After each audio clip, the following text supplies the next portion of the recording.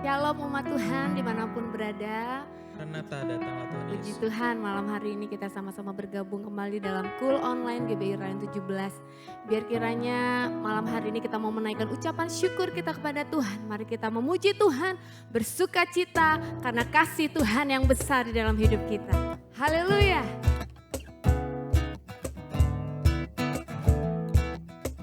Mari sama-sama bertepuk tangan buat Tuhan Yesus.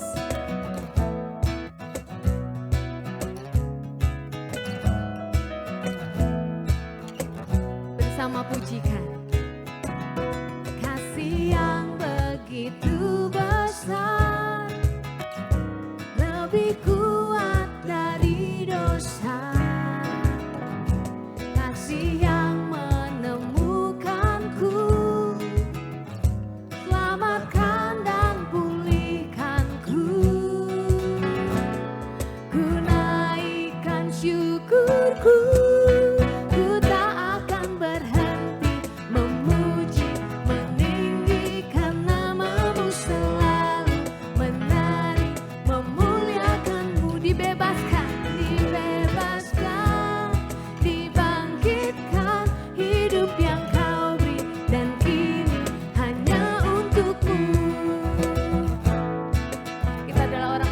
Dibebaskan oleh Tuhan, amin. Karena itu naikkan ucapan syukur kita bersama.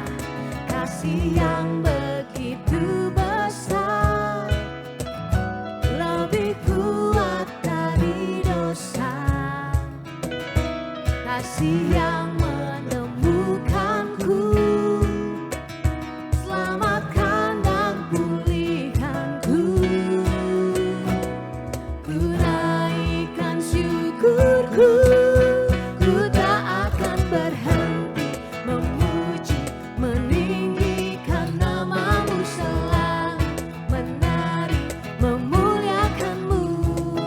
Dibebaskan, dibangkitkan, hidup yang kau beri dan kini hanya untukmu. Takkan berhenti memuji, meninggikan namamu selalu, menari, memuliakanmu. Dibebaskan, dibangkitkan, hidup yang kau beri dan kini hanya untukmu. Katakan, ku naikkan syukurku, ku naikkan syukurku, ku naikkan syukur, ku naikkan syukurku, ku naikkan syukurku. Ku tak akan berhenti memuji, meninggikan namamu selalu, menari, memuliakanmu. Dibebaskan, Dibebaskan, dibangkitkan, hidup yang kau beri dan kini hanya untukmu. Takkan berhenti, amin, meninggikan namamu, meninggikan namamu. Mari umat Tuhan yang dibebaskan, dibebaskan, dibangkitkan, hidup yang kau beri dan kini hanya untukmu. Hidup yang kau beri dan kini hanya untukmu. Haleluya.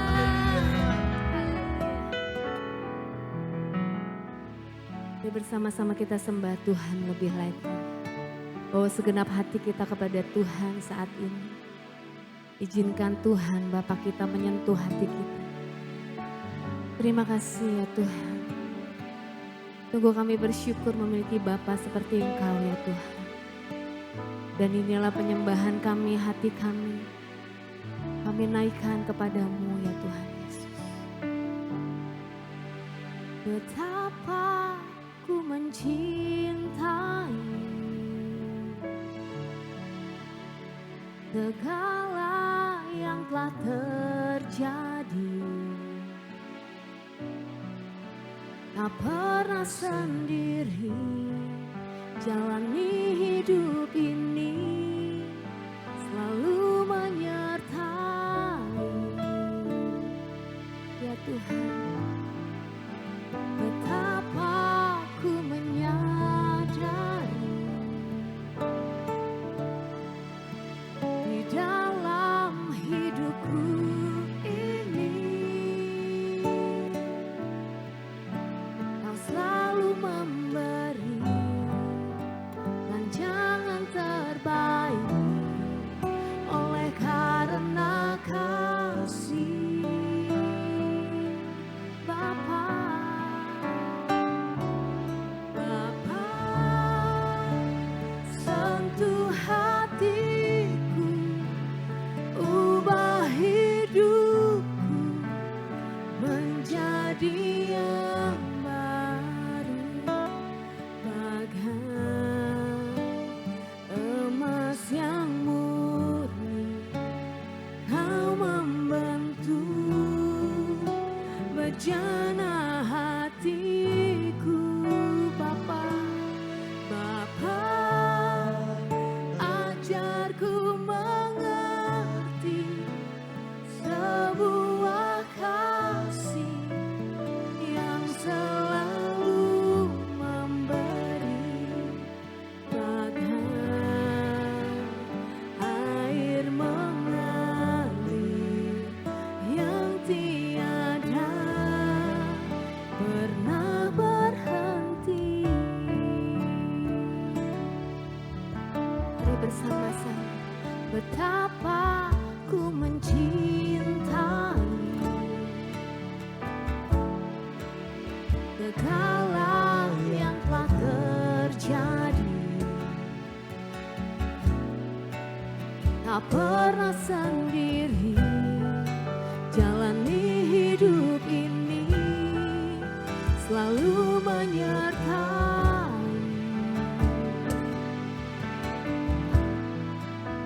Betapa ku menyadari di dalam hidupku ini Kau selalu memberi rancangan terbaik oleh karena kasih Bapa. Bapa, sentuh hatiku, ubah hidupku menjadi yang baru, bagai emas yang murni.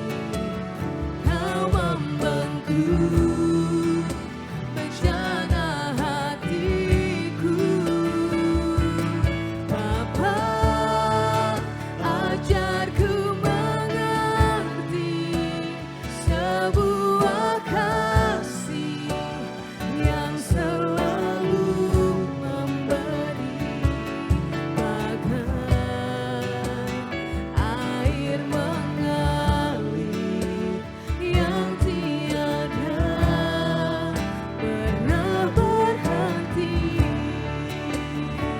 Bapa, sentuh kami ya Tuhan. Bapa, sentuh hatiku, ubah hidupku menjadi yang baru, bagai emas yang murni. Kau membentuk bejana hatiku, Bapa. Ajarku mengerti sebuah kasih yang selalu memberi, bagai air mengalir yang tiada pernah berhenti. Mari bersama-sama sembah Tuhan.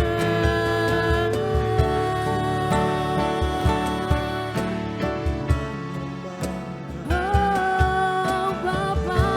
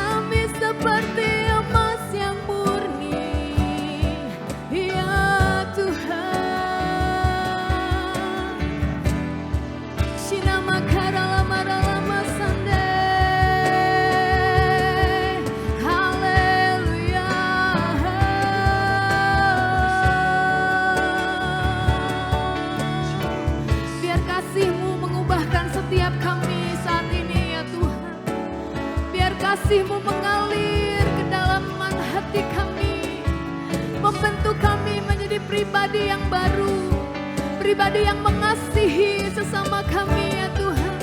Shiralabakana masande, haleluya.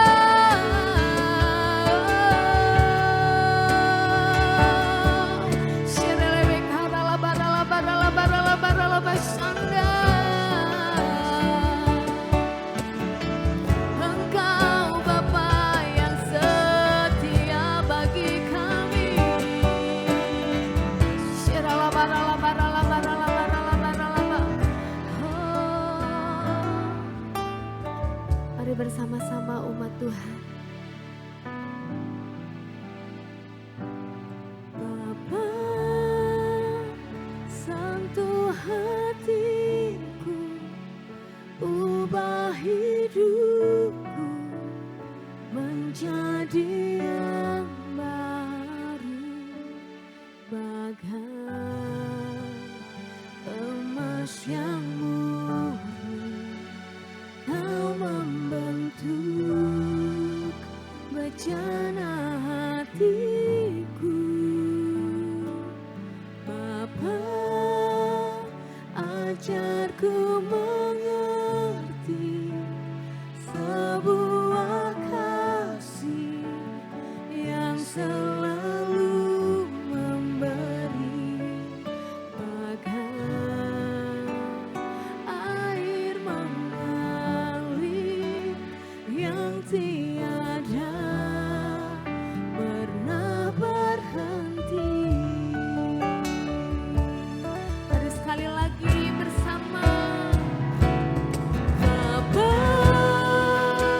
sentuh hatiku, ubah hidupku menjadi yang baru, bagai emas yang murni. Kau membentuk bejana hatiku. Bapa, ajarku mengerti sebuah kasih yang selalu memberi, bagai air mengalir yang tiada pernah berhenti, bagai air mengalir yang tiada pernah berhenti, bagai air mengalir yang tiada pernah berhenti. Inilah hidup kami di tangan-Mu ya Tuhan. Kami serahkan hati kami sepenuhnya kepadamu. Haleluya. Terima kasih Tuhan Yesus. Shalom, selamat bergabung kembali dalam Cool Online. Saya percaya kita semua dalam keadaan yang baik-baik sekali karena kita punya Tuhan yang luar biasa baik. Amin. Baik, sebentar kita masuk dalam Cool Online, kita sama-sama tundukkan kepala, kita sama-sama berdoa. Terima kasih Bapa, terima kasih Yesus, terima kasih Roh Kudus untuk kesempatan yang Engkau berikan buat kami berkumpul bersama walaupun hanya secara online, tapi kami sangat percaya Engkau Tuhan selalu ada di tengah-tengah kami. Engkau Tuhan selalu Immanuel, Tuhan yang menyertai kami. Bahkan Engkau Tuhan bukan hanya sekedar menyertai kami, tapi Engkau Tuhan selalu memberkati kami. Selalu punya rancangan yang terbaik buat kami. Selalu melindungi kami. Bahkan Engkau selalu mengajarin kami Tuhan. Terima kasih Tuhan. Bahkan hari ini kami percaya Engkau Tuhan juga mau mengajarkan sesuatu buat kami. Khusus pada hari ini kami mau belajar tentang murah hati. Tuhan, ajarin kami, sampaikan isi hatimu, pakai mulut bibir hambamu yang terbatas ini, supaya bisa menyampaikan kebenaran firman-Mu tentang kemurahan hati, sesuai dengan apa yang Kau mau sampaikan buat kami semua. Kami serahkan waktu dan tempat ini ke dalam tangan-Mu, berbicaralah. Sampaikan isi hatimu dan ajarinlah kami supaya kami benar-benar bisa menjadi orang yang murah hati. Terima kasih Tuhan, terima kasih. Kami serahkan waktu dan tempat dalam tangan-Mu, berbicaralah. Kami semua siap untuk belajar dari Engkau. Terima kasih. Yang siap untuk belajar mendengar kebenaran firman Tuhan, sama-sama kita katakan amin. Baik, sesuai dengan tema yang disampaikan, yang ditetapkan oleh Bapak Gembala Rayon kita adalah The Calling to be Generous. Panggilan untuk menjadi murah hati, dermawan, murah hati. Saya akan nyampe dulu, seseorang yang murah hati adalah seseorang yang punya sifat untuk memberi, mengasihi dan menolong secara tulus, tanpa pamrih dan dengan inisiatif. Jadi bukan ikut-ikutan menolong orang, tapi orang yang murah hati itu orang yang punya inisiatif. Memang sifatnya itu suka memberi dan suka menolong orang. Dan dia punya inisiatif untuk menolong orang. Tindakan untuk meringankan penderitaan orang, tindakan untuk meringankan seorang yang punya permasalahan dengan cara melayani sesama sebagai wujud dari kasih. Oke. 1 Korintus 13 ayat 4. Kasih itu sabar. Kasih itu murah hati. Oke, ia tidak cemburu, ia tidak memegahkan diri dan tidak sombong. Oke, kasih itu murah hati. Jadi murah hati itu termasuk sebuah wujud dari kasih. Oke, jangan pernah merasa karena kita manggil Tuhan kita tuh Bapa, kita merasa kita adalah anak yang selalu punya hak untuk meminta kepada Bapa. Makanya kalau doa-doa kita, perhatikan doa-doa kita tuh selalu meminta dan meminta kepada Bapa kita. Meminta kepada Tuhan. Karena kita merasa kita manggil dia Bapa. Dia adalah Bapa dan kita adalah anaknya. Jadi kita merasa kita punya hak supaya Bapa memenuhi semua permintaan kita. Tapi sebenarnya kalau kita bilang dia Bapa, kalau kita panggil Tuhan kita adalah Bapa, harusnya Bapa kita yang murah hati itu, kita juga sebagai anak juga harus murah hati. Oke, Lukas 6 ayat 36. Lukas 6 ayat 36. Hendaklah kamu murah hati, sama seperti Bapakmu adalah murah hati. So kalau kita panggil Tuhan kita adalah Bapa dan Bapak kita terus murah hati, haruslah kita seperti Bapak murah hati. Amin. Murah hati itu disertai dengan tindakan. Banyak orang itu sekedar ngomong di mulut. Ketika melihat orang punya masalah, ketika melihat orang punya pergumulan, kita lihat, waduh kasihan ya. Kita seperti tergerak untuk, waduh dia orang yang kasihan ya, dia punya masalah ya, dia punya pergumulan. Kemudian kita lewat begitu saja. Kita hanya bilang kita kasihan sama dia. Tapi tidak ada tindakan yang kita lakukan buat dia. Murah hati adalah melihat, bahkan mungkin hanya mendengar orang punya masalah, orang punya pergumulan, tapi kita tergerak untuk menolong. Itu orang yang murah hati. Oke, punya inisiatif untuk menolong secara ikhlas, tulus, tanpa pamrih. Tidak meminta atau menuntut balasan. Oke, bukan buat pamer, bukan supaya orang lihat, oh saya nolong orang, supaya dilihat sama orang, supaya ngetop, oh si A itu ternyata hebat suka nolong orang. Bukan. Orang yang murah hati adalah orang yang mau menolong orang lain tanpa pamrih, tulus, ikhlas, bukan karena nuntut sebuah balasan. Bahkan orang yang murah hati itu menolong secara materi, secara waktu, dan secara tenaga. Ikhlas, tulus. Oke, 1 Yohanes 3 ayat 18. Anak-anakku, marilah kita mengasihi bukan dengan perkataan atau dengan lidah, tetapi dengan perbuatan dan dalam kebenaran. Jadi ketika kita mengasihi itu bukan cuma perkataan aja. Bukan cuma melalui mulut dan lidah saja, oh kita mengasihi orang, oh saya mengasihi dia, oh saya kasihan sama dia. Hanya perkataan dan lidah, tapi kita diminta dengan perbuatan dalam kebenaran. Oke, saya akan ceritakan di Alkitab tentang seseorang yang murah hati. Lukas 10 ayat 25 sampai 37. Perikopnya adalah orang Samaria yang murah hati. Saya akan bacakan. Perikopnya orang Samaria yang murah hati. Pada suatu kali, berdirilah seorang ahli Taurat untuk mencoba Yesus. Katanya, "Guru, apa yang harus kuperbuat untuk memperoleh hidup yang kekal?" Jawab Yesus kepadanya, "Apa yang tertulis dalam hukum Taurat? Apa yang kau baca di sana?" Jawab orang itu, "Kasihilah Tuhan Allahmu dengan segenap hatimu dan dengan segenap jiwamu dan dengan segenap kekuatanmu dan dengan segenap akal budimu, dan kasihilah sesamamu manusia seperti dirimu sendiri." Oh, ternyata nih orang ahli Taurat ini tahu banget apa itu isi yang tertulis di kitab hukum Taurat. Oke, ayat 28. Kata Yesus kepadanya, "Jawabmu itu benar. Perbuatlah demikian, maka engkau akan hidup." Ayat 29. Tetapi untuk membenarkan dirinya, orang itu berkata kepada Yesus, "Dan siapakah sesamaku manusia?" Jawab Yesus, "Adalah seorang yang turun dari Yerusalem ke Yeriko. Ia jatuh ke tangan penyamun-penyamun yang bukan saja merampoknya habis-habisan, tetapi yang juga memukulnya, dan yang sesudah itu pergi meninggalkannya setengah mati. Kebetulan ada seorang imam turun melalui jalan itu. Ia melihat orang itu, tetapi ia melewatinya dari seberang jalan." Jadi imam ini lewat dari seberang jalan. Dia lihat ada orang yang sudah setengah mati, dirampok, dipukulin dalam keadaan yang setengah mati. Imam itu melihat, tapi dia pergi, dia tidak menolong. Ayat 32. Demikian juga seorang Lewi sesudah imam, orang Lewi. Orang Lewi datang ke tempat itu. Ketika ia melihat orang itu, ia melewatinya dari seberang jalan. Sama, seorang imam melihat tapi hanya dilewatin. Seorang Lewi juga melihat tapi hanya dilewatin juga. Ayat 33.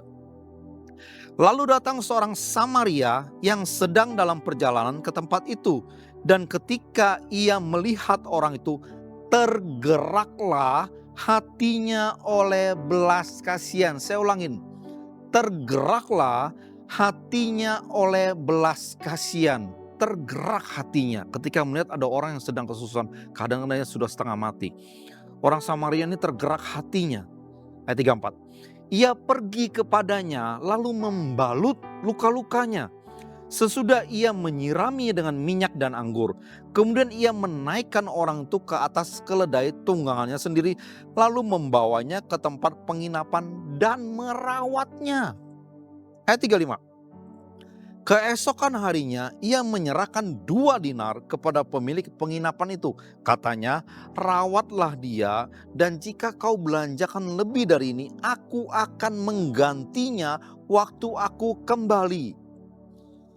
Jadi ini orang Samaria ini bawa orang yang terluka itu ke sebuah penginapan, dirawat di sana. Waktu orang Samaria ini mau meninggalkan penginapan itu, dia kasih uang 2 dinar sama yang jaga di penginapan itu. Dia bilang, "Rawat nih orang nih.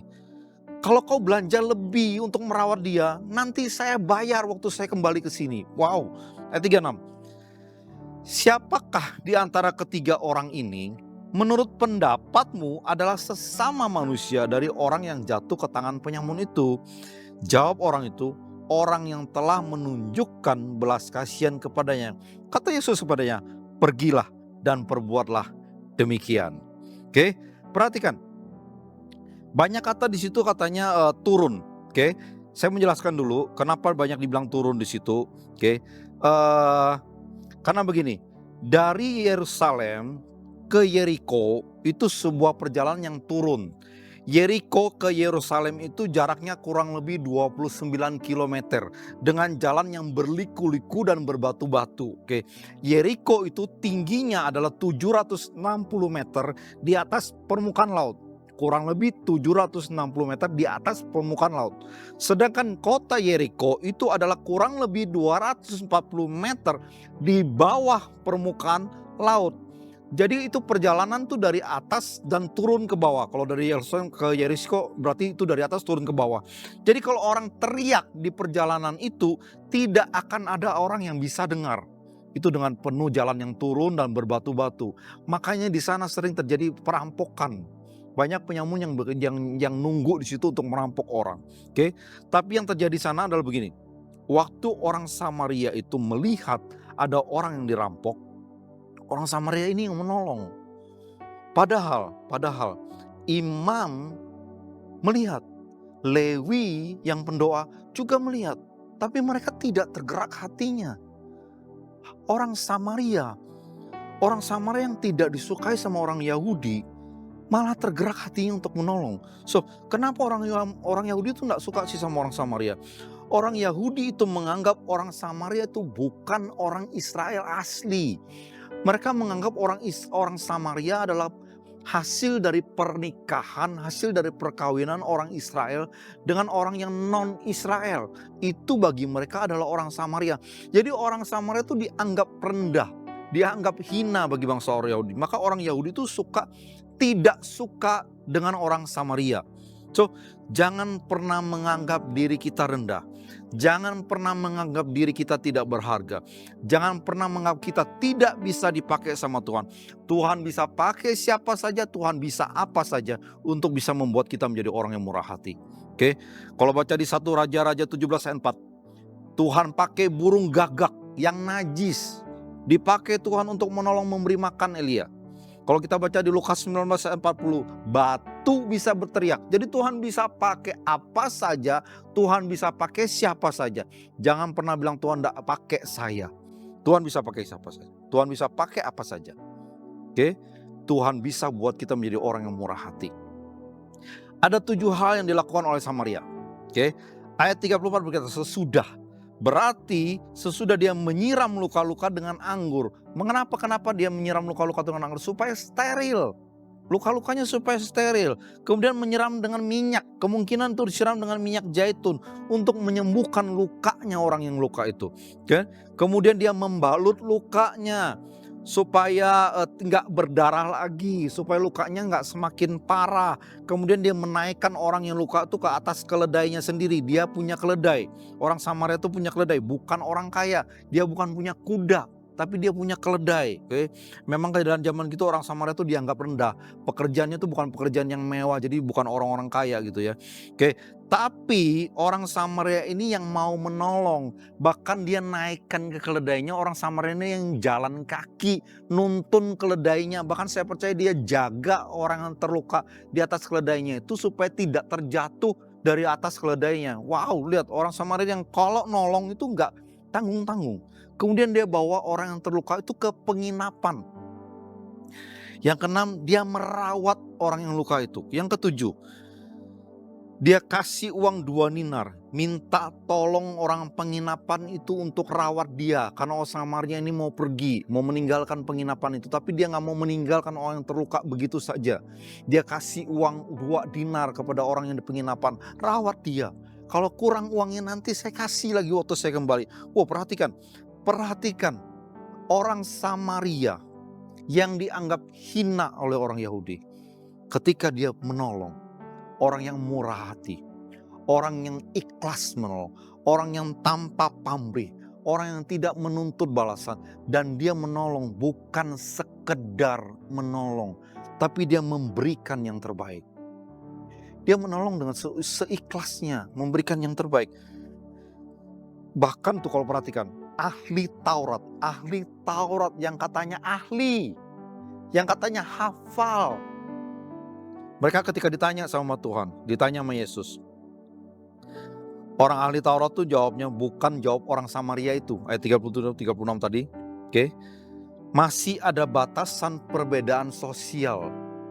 Ahli Taurat bilang, oh itu manusia yang nolong tadi. Dia gak bilang itu orang Samaria yang nolong tadi.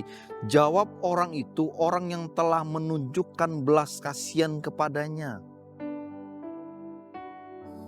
Jadi ahli Taurat pun masih punya perbedaan. So kita tidak mau menjadi orang-orang gitu. Jangan pernah merasa kita ini sudah sedemikian hebatnya.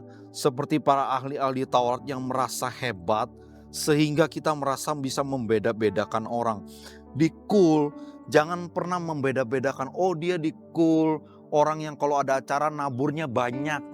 Oh dia di cool, kalau ada acara dia aktif. Di cool dia orang yang aktif, dia bisa bawain makanan, dia bisa jadi WL, dia bisa jadi singer, dia bisa bawa firman. Kemudian kita mengunggulkan dia daripada yang lain. Jangan pernah membeda-bedakan. Tuhan tidak pernah membeda-bedakan. Jangan kita menjadi manusia yang membeda-bedakan. Kalau kita mau akrab, kalau kita mau menolong orang, jadi orang seperti orang Samaria ini. Murah hati, tidak membeda-bedakan. Kalau memang tergerak hatinya untuk menolong, tolong sepenuhnya. Mau itu korbankan uang, mau itu korbankan waktu, mau itu korbankan tenaga, tolong. Kalau kita tergerak hatinya, berarti Tuhan yang menggerakkan hati kita untuk menjadi orang yang murah hati. Kalau kita tergerak hati untuk menolong seseorang, berarti Tuhan mau pakai kita untuk menolong orang tersebut. Lakukan. Lakukan, taat. Kalau Tuhan yang suruh, Tuhan pasti sertain kita dan Tuhan pasti mampukan kita. Oh saya nggak punya uang Pak untuk nolong orang. Kalau Tuhan yang gerakkan hatimu untuk menolong orang, Tuhan yang akan mampukan, Tuhan yang akan sediakan semuanya. Taat saja sama Tuhan. Jadi orang yang murah hati. Karena kita punya Bapa yang murah hati, kita juga harus menjadi anak yang murah hati. Jadilah orang yang murah hati. Mungkin tidak mudah bagi kita untuk tiba-tiba berubah, menolong orang, merasa siapa sih gua, siapa sih saya enggak mampulah untuk nolong dia. Tuhan pasti mampukan kita. Pertanyaannya bukan bisa apa enggak bisa, tapi mau atau tidak mau. Kalau kita mau taat sama Tuhan, kalau Tuhan menggerakkan hati kita, percayalah Tuhan akan mampukan kita. Tuhan yang akan menyertai kita dan memampukan kita. Tuhan yang akan memperlengkapi kita. Pertanyaannya hanya mau atau tidak mau. Ambil keputusan. Mau untuk menjadi orang yang rendah hati. Mau menjadi orang yang murah hati. Mau untuk menolong tanpa membeda-bedakan siapa yang kita tolong. Kalau kita tergerak untuk menolong, lakukan. Lakukan. Karena Tuhan yang suruh kita lakukan. Karena Tuhan yang gerakkan hati kita. Tidak selalu kita melihat orang yang susah. Tidak selalu kita melihat orang yang punya masalah. Tidak selalu kita melihat orang yang punya problema. Kemudian kita tergerak hati untuk menolong dia. Tidak selalu. Terkadang pun kita bisa menjadi orang yang aduh kasihannya dia. Tapi kita gak bisa lakukan apa-apa. Tidak selalu kita bisa untuk menolong. Tapi kalau tergerak hatinya, kalau kita memang mau dan Tuhan mampukan, tolong dia. Tolong. Karena banyak orang di luar sana butuh pertolongan. Butuh pertolongan Tuhan. Bukan butuh pertolongan saya, bukan butuh pertolongan saudara. Tapi butuh pertolongan Tuhan dan Tuhan bisa pakai saya, Tuhan bisa pakai saudara untuk menolong orang tersebut. Kalau Tuhan pakai kita untuk menolong orang tersebut, Tuhan akan memperlengkapi kita. Tuhan akan memampukan kita untuk menolong itu. Hanya perlu mau untuk menjadi orang yang murah hati. Dan percayalah, kalau kita bilang dia, Tuhan itu adalah Bapa. Dan Bapa itulah Bapa yang murah hati, maka sebenarnya kita juga murah hati. Karena kita punya Bapa yang murah hati. Kalau Bapa murah hati, berarti kita yang ada anak, itu pasti juga murah hati. Pasti ada yang murah hati. Pasti. Pertanyaannya adalah, kita mau keluarkan murah hati itu apa enggak? Kita mau pakai enggak apa yang ada dalam kita yang murah hati itu untuk kita pakai untuk menolong? Maukah kita dipakai Tuhan untuk menjadi orang yang murah hati? Menolong orang. Ikhlas, tulus, tanpa pamrih. Bukan karena mau pamer. Bukan mengharapkan balasan. Tapi kemurahan hati. Menolong orang. Ikhlas, tulus. Percayalah. Kalau Tuhan pakai kita untuk menolong orang lain. Tuhan tidak pernah berutang. Tuhan tidak pernah berutang. Mau untuk dipakai Tuhan. Menjadi orang yang murah hati. Menjadi orang yang dipakai Tuhan untuk menolong orang lain. percayalah, Tuhan tidak pernah berutang. Tuhan akan tolong kita semua ketika kita juga menolong orang lain. Yesus selalu berkata kepada ahli Taurat itu, pergilah dan perbuatlah demikian. Yuk, bilang sama hati kita sendiri, bilang sama diri kita sendiri, perbuatlah demikian. Miliki kasih, bilang sama diri kita sendiri, ayo milikin kasih. Ayo menjadi orang yang murah hati. Bilang sama diri kita sendiri. Supaya kita benar-benar punya kasih dan bisa menjadi orang yang murah hati. Jangan pernah memilih-milih. Perbuatlah demikian, maka engkau akan memperoleh hidup yang kekal. Ini Yesus sendiri yang ngomong.